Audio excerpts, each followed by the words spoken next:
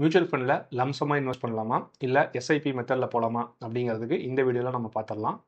Hi, நான் விவேக் பிரகாசம். Welcome to mutual fund series.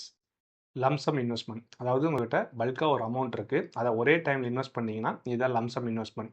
இப்படி நீங்கள் இன்வெஸ்ட் பண்ணுறப்போ மார்க்கெட் லோவில் இருந்ததுன்னா உங்களுக்கு ஒரு நல்ல ரிட்டர்ன் கொடுக்கும். இதுவே மார்க்கெட் ஹையில் இருந்ததுன்னா உங்களுக்கு கம்மியான ரிட்டர்ன் தான் கிடைக்கும். அதுவே மார்க்கெட் ரிவர்ஸ் ஆயிடுச்சுன்னா உங்களோட போர்ட்ஃபோலியோ நெகட்டிவில் போயிடும், உங்களோட இன்வெஸ்ட்மெண்ட்டும் லாக் ஆகிடும்.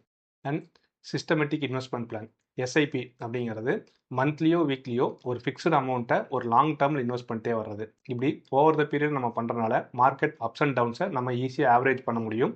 இதே மாதிரி லாங் டேர்மில் பண்ணுறப்போ நம்மளுக்கு ஒரு சேவிங்ஸ் ஹேபிட்டும் இன்க்ரீஸ் ஆகும். இல்லை உங்கள்கிட்ட ஒரு லம்பான அமௌண்ட் இருக்குது, எஸ்ஐபி மெத்தடில் போட முடியாது அப்படின்னா அந்த அமௌண்ட்டை நீங்கள் ஒரு ஃபிக்ஸ்டு டெபாசிட்லையோ இல்லை டெப்ட் மியூச்சுவல் ஃபண்ட்லையோ இன்வெஸ்ட் பண்ணி வச்சுட்டு மார்க்கெட் எப்பப்போல்லாம் ஒரு சர்டன் பர்சன்டேஜ் கீழே வருதோ அந்த டைமில் 10 to 15% உங்களோட இன்வெஸ்ட்மெண்ட்டை எடுத்து நீங்கள் மியூச்சுவல் ஃபண்டில் இன்வெஸ்ட் பண்ணலாம். ஸோ இப்படி பண்ணுறதுனால உங்களுக்கு கன்சிஸ்டண்ட்டாக ஒரு ரிட்டர்ன் வந்துகிட்டே இருக்கும். அதே சமயம் உங்களோட போர்ட்ஃபோலியோ ஒரே இடத்துல லாக் ஆகாமலும் பார்த்துக்க முடியும்.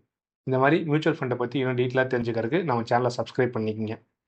மியூச்சுவல் ஃபண்ட் மட்டும் இல்லாமல் ஃபினான்ஸ் ரிலேட்டடான எக்ஸ்க்ளூசிவ் கண்டென்ட்ஸ்க்கு நம்ம வாட்ஸ்அப் குரூப்பில் ஜாயின் பண்ணுங்கள். லிங்க் டிஸ்கிரிப்ஷனில் கொடுத்துருக்கேன்.